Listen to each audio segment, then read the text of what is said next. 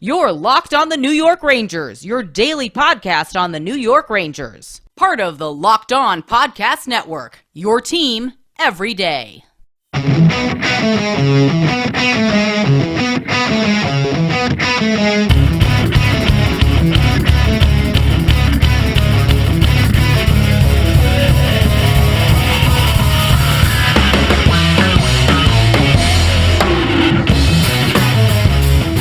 Welcome back, Blue Shirts fans, to episode number 555 of the Locked On New York Rangers podcast. I'm your host, John Chick.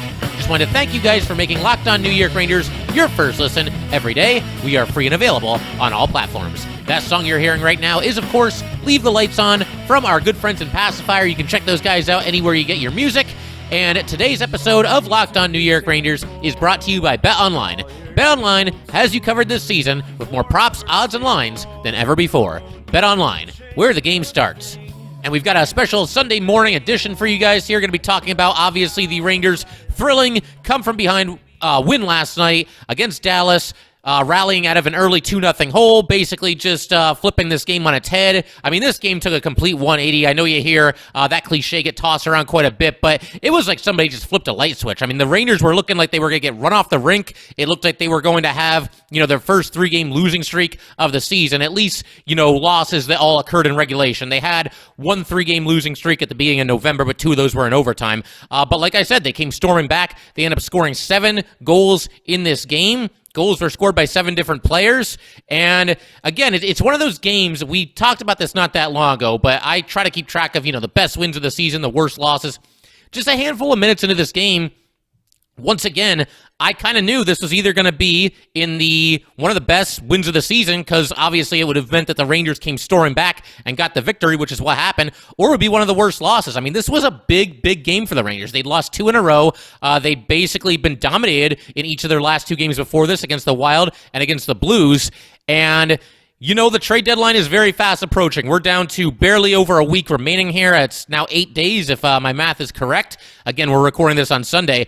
But this is a big-time chance to send a message to Chris Drury in the front office as far as what kind of an approach they should take at the trade deadline. Because, if the Rangers lose their 3rd in a row and they get basically just whacked for the 3rd straight game and, it's not really all that competitive, that's going to tell the front office that maybe it's not time to make any significant moves, trade any prospects, trade any draft picks. I mean, there might be some people who think that anyway, even after the Rangers won this game. But for Ranger fans that are really excited about this team and hoping that they make, at least a significant deal or 2, maybe don't go nuts with it and, don't try to land one of the absolute best players available at the trade deadline. But if you want them to at least bring in, some depth pieces, as we talked about, some middle 6 forwards, 1 or 2 of them, maybe a defenseman, then you want the Rangers to be playing well heading into the trade deadline. Because if the Rangers go into the trade deadline, and, suddenly they've lost, I don't know, like 5 out of their last 7. Yeah, I don't know that the GM and the front office, Drury and the front office are going to be all that aggressive, and you really probably wouldn't be able to blame them. But this is the 5th to last game before the trade deadline, and it's a big win for the Rangers. And, to kind of just illustrate my point here, just how big this win was, they end up going 2-2 on this road trip, which is not, a sparkling record, but my God, does that sound better than 1-3, especially when you consider that this would have been 3 straight losses. And then, obviously you're getting to the point where you're desperate for a win. Rangers will be back in action at home against the Ducks on Tuesday, so that looks like a winnable game. But cannot understate the importance of this victory for the Rangers, finding their game and recovering from a slow start. The slow start issues have kind of crept back in, and there was a similarity in this game to what we saw, I think, in the game against Minnesota. Obviously, neither game saw the Rangers exactly get off to a good start, but the thing that those 2 games have in common, you look where the Wild are in the standings, and they had lost 6-7 going into that, and you look where the Dallas Stars are in the standings, these are both kind of fringe playoff teams. They're right there. When the season ends, both these teams could be one of the last 1 or 2 teams into the playoffs or one of the first 1 or 2 teams out of it. And so if you're the Rangers, you have to understand the fact you're on the road playing a team that is absolutely desperate. They've got their home fans behind them. They're going to come out with a lot of jump in their game, and we saw that from both the Wild and the Stars. These teams are desperate. Now, the Rangers, they're about 17 points clear as far as the playoffs are concerned. The first team out of the playoffs is about 15 or 17 points behind the Rangers, so they're pretty comfortable as far as their playoff standing is concerned. But regardless, they still have to find a way to come out and match that desperation, match that energy of that you're going to get from a team that is once again fighting for its playoff lives, like the Stars are, like the Wild are, and in both cases, the Rangers out of the starting blocks just did not match the pace. They did not match that desperation. But when you look back at this game, when all the smoke cleared and everything was said and done, the Rangers found that fifth gear. They found a way to kind of elevate their game and play at the pace that the Stars had dictated right from the opening faceoff, and that's obviously what led to the Rangers, coming from behind and winning this game. The Rangers had to play this game with desperation, and after stumbling in the first, 5 to 8 to maybe 10 minutes, they were there. They were with the Stars the entire rest of this game. That's not to say it was easy the rest of the way. That's not to say it was perfect, but the Rangers started playing at the pace that the Stars had already dictated. This was going to be a playoff-esque type game, and it was, and the Rangers ended up passing with flying colors. And again, it was not perfect. Igor Shesterkin allows 4 goals, but overall, I think he had a pretty solid night. After the slow start, which included a bit of a soft goal to open the scoring in the first minute by the Stars. I'm sure Igor would tell you that he would like to have that one back. Then they scored on a deflection. They had a deflection later in the game. So overall, it wasn't like one of Igor Shesterkin's best nights, but he made a lot of quality saves down the stretch, and I think the Rangers also picked up their game defensively as well. And that might sound a little strange when you've got a game where you allow 4 goals, and how many shots did the Stars have on net in this game? I want to check that out. The Stars had 33 shots on goal, so good amount, not like a crazy amount, but overall, I think the Rangers tightened everything up defensively. I thought they played a little bit better. In some cases, you have to tip your cap to the Stars because I was very impressed by them last night. This is a team that very much looked like it was, fighting for its playoff lives, and we saw that with the start that they had. And again, this game was crazy. I mean, the pace of it was just off the charts. We had quite a few different Rangers who you wouldn't necessarily expect getting onto the score sheet, and in some cases, coming up with some multi-point nights. One person that does not surprise you is our Timmy Panarin, and he goes off for 1 goal and 4 assists on the night. He was also a +2, had a Ranger, well, he was second on the Rangers with 20 minutes and 18 seconds on the ice, only to Chris Kreider, who had 20:45. But I also felt like this was the first game in a while that we saw Artemi Panarin just truly dominate, truly be Artemi Panarin. And I know that might sound a little bit strange because it's not like he's lacking for points, over the last however many games you want to go back. He's obviously still very productive, and he's always a good player. I mean, his floor is so high that even when he's not at his best, you can pencil him in for basically a point per game. But this is the first time in a while, I think, that, when Panarin had the puck, whether it was power play or 5v5, this guy looked so dangerous. You felt like he was either going to score or, put it on a tee for one of his line mates every single time that he had the puck. So that was obviously great to see Artemi Panarin, 100% Artemi Panarin in this game. We got to give a shout out to some of the guys, though, that you don't expect to contribute all that much offensively, beginning with Dryden Hunt. He ends up with a trio of assists. I'm almost positive they said that this was the first time in his career that he's had 3 points in one game. Without checking, that's very, very believable. Obviously, he's not somebody that you expect to stuff the score sheet. And I know in the most recent episode of Locked On New York Rangers, I was sort of campaigning for the Rangers to give somebody else a shot on the second line. I'm going to stick with that. Look, I could not be any more happy for Dryden Hunt because as I said, in our most recent episode where I mentioned that I felt like the Rangers should try to give somebody else, whether it's Hedl or Goudreau or Gauthier or Brodzinski, give somebody else a chance on the second line. I did praise Hunt for his work ethic, his physicality, his willingness to battle for the puck along the boards. Obviously, he'll fight if the occasion calls for it as well. With all that said, I do think they should go with somebody else, but can't help but be happy for Dryden Hunt here, helping out offensively with 3 assists in this game. Again, this is playoff-type atmosphere, and Dryden Hunt coming up big for the New York Rangers. Greg McKegg was back in the lineup, and I know that, there's always some issues with that when it comes to Ranger fans. I think there's other people that some of us would like to see in the lineup. Morgan Barron certainly springs to mind, but it was cool to see him get a goal in this game as well. He deflects a shot from Keandre Miller, and this is a big goal for the Rangers because they were down 2-0. To this point in the game, the Stars had just been absolutely dominating, and, they were up 2-0. Shout out to Julien Gauthier, too. I've been a little tough on him recently, but he went in there behind the goal line, was fighting for the puck in the corner, had a bunch of Stars all over him, got a little bit of help from Panarin, but this was mostly Gauthier, and then Gauthier, again, he fends off multiple stars. There were at least two guys all over him, and he passes back toward the blue line area, and that's where K'Andre Miller gets it. He wasn't quite at the blue line. He was up a little bit toward, the top of the left faceoff circle there. But he shoots. Greg McKegg gets a piece of it, deflects off of him and into the net, and so the Rangers are back into the game at 2-1 at that point. But happy for Greg McKegg that he got a goal there. And then Patrick Nemeth. Somebody on Twitter last night, I wasn't really on Twitter for this game all that often, but Patrick Nemeth ended up scoring a goal in the second period that gave the Rangers a 5-3 lead heading into the third. He scored that goal with only 1:40 left in the second, and that was a huge goal. His second of the season. Nemeth seemingly playing a little bit better, since he's been back in the lineup and returning from his bout with COVID. But one of you guys tweeted at me, has Patrick Nemeth, can we start calling him Mr. Clutch? And I don't think we're there quite yet, but I will say this. He's making them count. Both of his goals have been absolutely huge recently for the Rangers. So if Patrick Nemeth is going to score some goals, first of all, we'll take that. But secondly, it's awesome that they're happening in these clutch instances here. Dryden Hunt had a secondary assist on that goal by Nemeth, and our Timmy Panarin had his 51st assist of the season.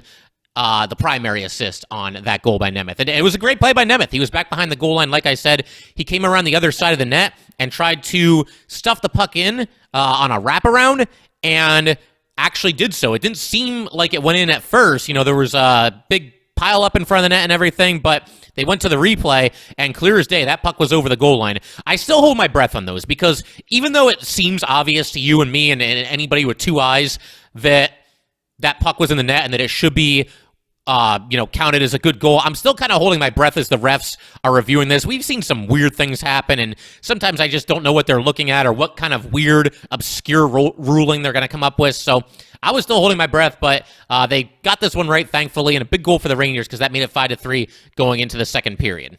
We're going to continue breaking down all this insanity in just a second, but first, just want to let everybody know that today's episode of Locked On New York Rangers is brought to you by Athletic Greens. I started taking Athletic Greens because I wanted a supplement that actually tastes great, and I wanted to see what all the hype was about. So what is this stuff?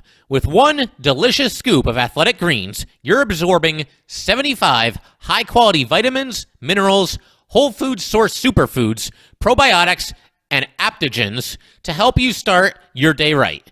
This special blend of ingredients supports your gut health, your nervous system, your immune system, your energy, recovery, focus, and aging.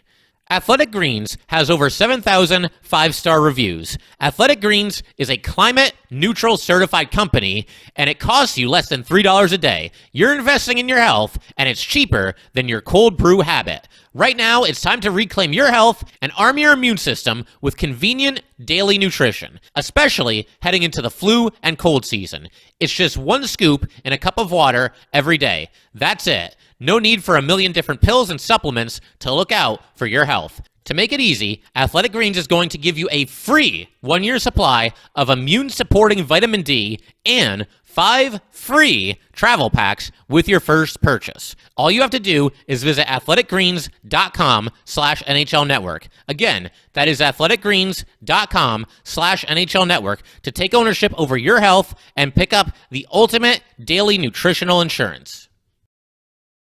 All right, just want to thank you guys for making Locked On New York Rangers your first listen every day. We are free and available on all platforms. On Monday, March 21st at 3:30 Eastern Time, tune in to Locked On Fantasy Hockey's live deadline reaction show to get all the on-ice fantasy and betting analysis you need from hosts Steele Rodine and Flip Livingston, with appearances from our roster of local team experts.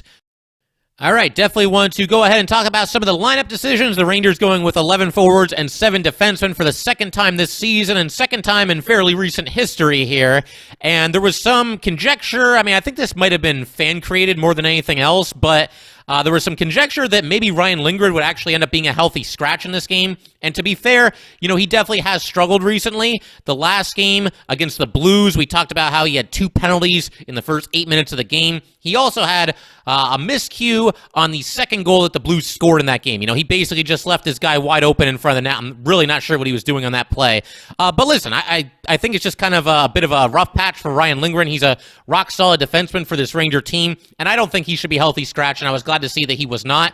And he really stepped it up in this game. I thought he played well overall, and there were some extracurriculars after the whistle a couple of times, and he was right in the middle of all that, making sure he was protecting Igor, making sure he was protecting his teammates. him and Jamie Benn were going at it. I mean, Jamie Benn's going to be in the middle of things, so it was nice to see Lindgren step up to him. But part of the reason why, I think some of us were wondering if Lindgren might be the odd man out in this game is because when the Rangers were practicing, they had Miller and Trouba as the top pairing. They had Libor Hajek with Adam Fox as the second pairing, and then the third pairing was Schneider and Nemeth, and Lindgren was off to the side. And Gallant was even talking about how he's considering, maybe making a short-term switch as far as the defense pairings are concerned. They didn't do that per se. Everybody was with their normal defense partner. The only difference, once again, is that Libor Hajek was in the lineup as a seventh defenseman, and Ryan Reeves came out of the lineup, which leads me into talking about that.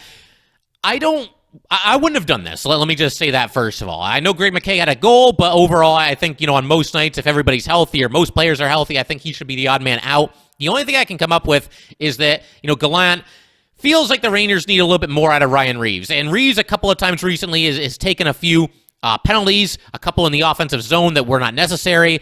And I think Gallant just wants him to get back to, asserting himself with his physicality, which, he hasn't really been all that noticeable. And it's funny because I haven't really noticed that he hasn't been that noticeable, but as soon as he was made a healthy scratch, I kind of made myself think about it. It's like, yeah, has Ryan Reeves really done a whole lot in recent games? Has he really played the brand of hockey that we're used to seeing him play? So it's probably just a way to send a little bit of a message. I would imagine Ryan Reeves will be back out there in the next game. I mean, we know how these teams can get, or how these coaches can get, rather, when their team wins a game. They don't want to mess with the lineup and whatnot, but I think the Rangers would probably go back to the 12-6 deal, 12 forwards, 6 defensemen. Libor Hajek would probably come out of the lineup. Ryan Reeves goes back in. That's my best guess as far as what's going to happen. I don't think you want Ryan Reeves out of the lineup too long. He's somebody that obviously, brings a lot of physicality. He watches out for his teammates out there. His mere presence on the ice, I realize he's only been in 2 fights this year, and a lot of people are going to point to that, but his mere presence, I think kind of protects the Rangers. There aren't as many incidents this year of teams trying to bully the Rangers around, and even when they try, the Rangers give it right back to them. And again, I think part of that is Reeves' presence. So we'll see. I mean, I'm hoping he's back out there in the next game. He seems to be very well liked in the locker room and all that good stuff. Just a rare, healthy scratching for Ryan Reeves, but like I said, he'll be back out there sooner rather than later, I would have to think. And I also just want to give a really big shout out to K'Andre Miller. I thought he was one of the best players on the ice last night, and he continues his recent string of strong play. Maybe the last 2 games notwithstanding, because I don't think any of the Ranger defensemen played all that well in the 2 games before this one. But Miller, this is what makes it especially impressive to me. He had a really bad miscue in the first period, and, we'll break that down in just a second, but he shook that off and, came back strong the rest of the game, ended up with a pair of assists, but just playing with a lot of confidence. I mean, you can just see it from watching him go about his business out there. He is, maybe playing the best that he's played since he made his debut with the Rangers. So, great stuff by K'Andre Miller, but I do want to get into this miscue that he had in the first period, It was the second goal of the game, made it 2-0 in favor of the Stars. Basically, Panarin has the puck in the neutral zone. He passes back to Miller, and Miller just mishandles the puck and stumbles, and he's basically falling all over himself.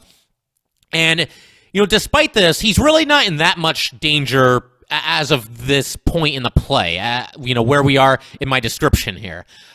He could have very easily, I think, probably played the puck around behind the boards or skated the puck back behind the boards himself. I mean, I realize he had a star that was bearing down on him pretty fast there, but he's not in a great amount of danger, I don't think. But what he tried to do next is what kind of sealed the deal here.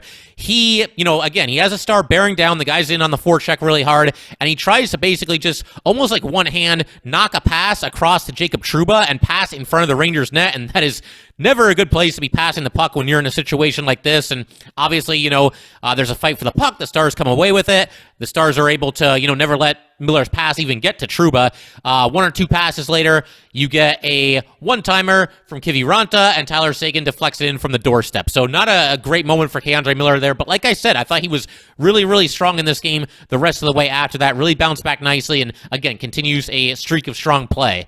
So obviously that is fantastic to see. The Rangers are going to need their defensemen to be better than they've been over this last handful of games here, and it's nice to see K'Andre Miller really playing with a lot of confidence. And we're going to continue breaking down all the highlights and lowlights from this game in just a second. But first, just want to let everybody know that today's episode of Locked On New York Rangers is brought to you by BetOnline.net.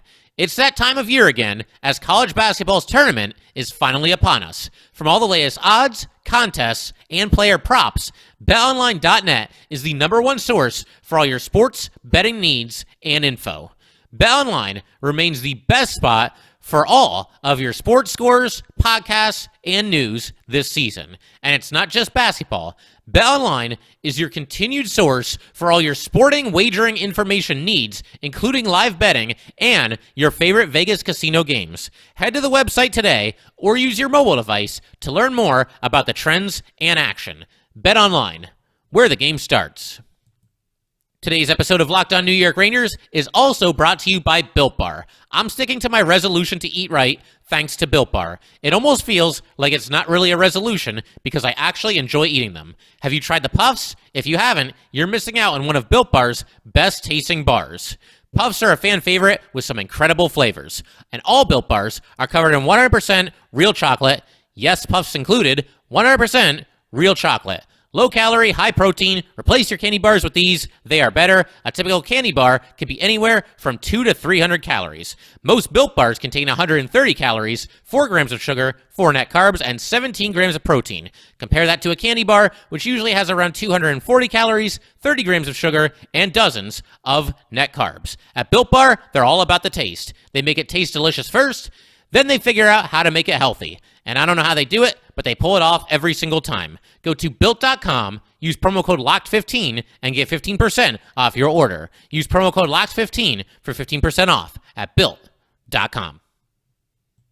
Some breaking news, at least as of this recording. I'm on Ranger Twitter right now, and it looks like Tim Gettinger has been assigned to the Wolfpack. So, I think he did fine. He's somebody that the Rangers just call up when they need kind of a quick fix, somebody they can patch into the lineup just for a couple of games anytime that there's an issue with players being injured or out of the lineup for various reasons. Gettinger can go in there, play some 4 or 5 minutes, and not kill you. I mean, I think he at least, is a steady pair of hands, but for the most part, somebody that I think they see as, an AHL, NHL swingman at best, and he will now once again head back to the Hartford Wolfpack. But getting back to this game here, something I wanted to talk about. The Rangers, we had that situation in the first period. They're down 2-0. They score 4 goals in 5 minutes. All but one of those goals happened during 5v5 play. And in fact, 6 of the 7 goals on the night happened at 5v5. Obviously, the last one was an empty netter, but you get the idea. The Rangers quite often take quite a bit of flack for, not being the best 5v5 team and, maybe being overly reliant on their power play as it pertains to, producing offensively. But very, very encouraging to see them, storm back in general, but also do just about all their damage when the teams were skating 5-on-5. And again, this is a Dallas Stars team that was desperate and just hit the ground running last night. So for the Rangers to end up putting 7 goals on them, that's very, very impressive. And I think you'll definitely take that if you're a Ranger fan. It's very encouraging to, hopefully what the Rangers will continue to do 5v5 going forward. As for the power play, they went 1 for 2 on the man advantage in this game. And the power play, at least, as the games were unfolding last night, I don't know what may have happened based on some other results around the league, but the Rangers were number 2 in power play in the league in terms of success rate. So they do rely on that power play quite a bit, but I also think there are better days ahead for them as it pertains to 5v5 play. There's just too much talent on this team and too many guys who can score. And, honestly, from the defensive end as well, there's too many good defensemen on this team, too many good defense first forwards. That's going to eventually turn in the Rangers' favor down the stretch here, at least a little bit. I feel like, again, considering the personnel that the Rangers have, it almost has to turn in their favor sooner rather than later here. And I do want to talk a little bit about some of these goals that the Rangers score because, like I said, a lot of different players getting on the score sheet in this game. We already talked about a couple of them, but some of these were just things of beauty, including this one that tied the game, a one-timer from Mika Zibanejad. This was, in fact, the only goal that the Rangers scored on the power play in this game, but they had just gotten on the man advantage. There's a face-off, a little bit of a fight for the puck, and the Stars try to clear it, but Panarin's there at the point. He gloves it down. Passes along the boards to Ryan Strome. Strome centers it for Mika, and Mika takes care of the rest. I don't know if there's a Ranger who's better with the one-timer or more lethal with the one-timer than Mika Zibanejad. We've seen him score a lot of goals that way this season. A lot of them have been from the left face-off circle on the power play. This is more in like the high slot area, but regardless, just an absolute snipe, and nothing Ottinger could do about that. And just like that, the game is tied. The Rangers scoring just 7 seconds into their power play here. And then just after this, you get a goal from Adam Fox that puts the Rangers on top for good, but the Rangers really working hard on this shift. The puck is in the corner. Ryan Strome wraps it around the boards, up the other side for Timmy Panarin. Panarin has it. He's got a star, kind of in his face. He doesn't have a lot of room to maneuver because he's right near the blue line, so obviously he wants to hold the zone, makes a little spin move, and then, again, with the stars breathing down his neck, he makes just a beautiful pass across the ice, across the blue line, basically just completely parallel to the blue line and only maybe a couple of inches in front of the blue line. But it gets over there. He makes the pass to Trouba. Trouba takes a shot, puts it on net. Adam Fox, by this point, has moved in deep, and he deflects it home, and that puts the Rangers up 3-2. Just a great goal here. And something that was funny on this, and I remember watching it live, and I just watched the replay, so I heard it again. But Sam Rosen on his call here was saying, man, the Rangers have been really good over these past couple of minutes. They score! That's pretty much how it went. And yeah, I mean, it's just one of those goals you could feel it coming. The Rangers were just buzzing in the offensive zone, and again, looking like a completely different team from the team that started this game and was back on its heels for the first 5, 7, 9 minutes, however long it was there. Rangers obviously finding their game around the midway point of the first period. And then just after this, Panarin scores. And look, I realize he's a pass-first guy. He's a very selfless player. He likes to set up his teammates. And he ended up with 4 assists on this night. But this, to me, is still, regardless of everything I just said there, this is still Exhibit A of why I'd like to see Panarin shoot a little bit more often than he does. And, not to take anything away from his teammates, this was another team effort goal here. You had Dryden Hunt circling the net with the puck. He passes back to K'Andre Miller. Miller's at the blue line. Miller moves to his left. At the same time, Panarin's moving across the blue line to his right, and Miller just leaves a nice little drop pass for Panarin. Panarin starts to move toward the net. Basically just fakes a defender out of his skates. Panarin goes to the outside of the defender. A little bit of a sharp angle, but that doesn't matter when you're Timmy Panarin. You can score from anywhere on the ice, and just a really quick wrist shot. Ottinger had no chance, and 4-2 Rangers just like that. And again, just completing this complete groundswell, this just complete and thorough 180 that happened here. I mean, you could never have seen this coming. Although, I say that, and it shouldn't be the most surprising thing ever because we've seen the Rangers battle back from some adversity earlier this season. But again, the way the Rangers started this game and the way they concluded the first period, just night and day, a total 180. And one other goal that I wanted to single out here is the goal from Barclay Goodrow. In the third period, this occurred with less than 6 minutes remaining in the game, and it boosted the Ranger lead from 5-4 up to 6-4. And the way this game was going, I mean, first of all, with just all the goals that have been scored, there have been 9 goals scored in this contest up to this point, but just the pace that this game was being played at and all the opportunities that both teams were getting and how hard both teams were working in the offensive zone to create those opportunities, you had the feeling that there was going to be another goal scored in this game, and you just didn't obviously want it to be the Stars. And this whole thing was set up by Johnny Brodzinski, who made a really nice defensive play, which maybe bordered on a penalty, but, looking at it, it was tough to tell. He approached his player from behind. The player was driving toward the net, and I believe he lifted his stick and just got it away from him. Some of the fans in Dallas were roaring for a penalty. I'm sure, us Ranger fans all would have been doing the same thing if the roles were reversed here.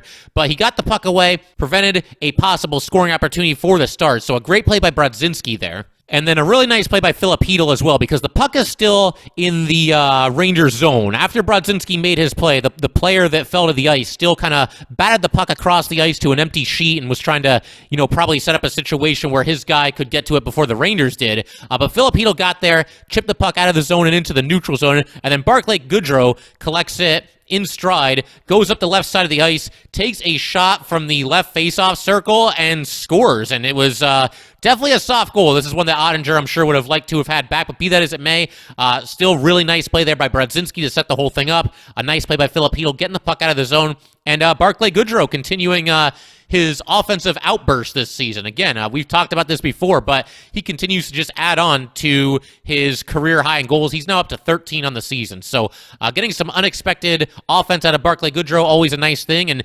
again, it wasn't, a grade A scoring opportunity, but they all count. And this obviously came at a huge moment in the game. And I figure we can pretty much call it there, but the only other thing that I wanted to mention is that, the Rangers are playing the Stars here. Joe Pavelski signed a 1-year extension with the Stars just the other day, and I know certain Ranger fans, myself included, saw him as an intriguing trade target. You had somebody that's a veteran and could slide into a top 6 role. and obviously having a tremendous season. As far as points per game, he's 37 years old, and I think he's got more points per game this season than he has at any other time in his career. But he signs a 1-year extension with the Stars. He's not going to be coming to the Rangers in any kind of a trade, but we will continue to monitor, all the rumors and everything that the Rangers could look to do heading up to the trade deadline here. I think, in this 4-game road trip, the Rangers really kind of showed you some of their worst qualities and some of their best qualities as well. I mean, there is kind of a lack of depth on this team. I think we've seen that over this 4-game road trip. They are still a very young team, and the games against the Wild and Blues were definitely reminders of that.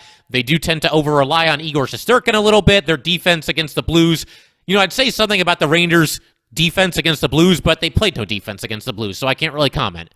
But as far as the best, I think it was on full display in this game against the Stars here. They do not quit. This team fights to the end, and very often they find a way to get the job done. And again, in the third period here, they gave up the goal that knocked it down to 5-4, but they took control. Bempa didn't break, hung in there, showed some mental toughness, and again, looking like a team that is wise beyond its years. We do get those reminders every now and then that this is still a very young, inexperienced team, but there is something pretty strong that lies within, I think, for this Ranger team. And again, they elevate their game despite a slow start against the Stars. They find that fifth gear, and they're able to go toe-to-toe with a very desperate team. And once again, they come away with one of their most important wins of the season, defeating the Dallas Stars here. But that will do it for today, guys. Once again, if you'd like to get in touch with this podcast, please send an email to lockedonnyrangers@gmail.com. Once again, that is lockedonnyrangers@gmail.com. And definitely give us a follow on Twitter as well, @LO_NY_Rangers. Once again, that is @LO_NY_Rangers. Thanks again, guys. I'll see you next time. Thanks for making Locked On New York Rangers your first listen every day. In our next episode, we're going to have part 2 of our two-parter. We're going to take a look at all of the 8 non-playoff teams in the Western Conference and come up with one trade target from every single one of those teams that the Rangers could look to pursue.